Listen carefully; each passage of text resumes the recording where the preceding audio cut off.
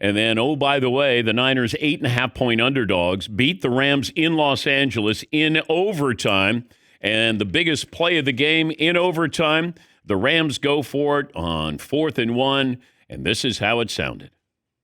4th down and 1 for the Rams. Niners lead by 3, a chance to win it with a stop here in overtime. Stafford gets under center at the 11-yard line. He takes it, he turns, he gives to Kyren Williams. He gets packed. I think he's short, Tim. I think he's short. And the 49ers storm the field. It is all over. The 49ers have won it in overtime here in L.A. That's courtesy of KNBR, the Niners radio network. I get the call. I'm fine with the call. And you should be able to get 1 yard. Kyren Williams, he giveth, he taketh away. Also had a fumble in there as well. Here is Sean McVay on that 4th down call in overtime. It's a bad call. It's a bad call by me. Thought about maybe trying to draw them off sides. I took one. They took the other. And it was a poor decision by me right there. But, you give the Niners credit. They made enough plays to be able to win the football game. We had plenty of chances throughout this game. We stayed in it. We fought. We battled. But I'm pretty sick right now. I'm sick of the spot that I put our group in to end the game. But, hey, these are the tough beats that you got to be able to learn from and move forward, and that's what we're going to do.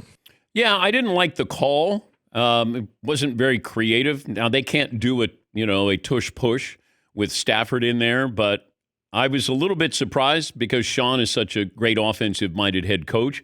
But give the Niners credit. It wasn't a question of who they had, but who they didn't have in that game. But that's the wounded animal. And they were certainly that last night. They stumbled into Brock Purdy, and they're stumbling into Mac Jones. Give them credit.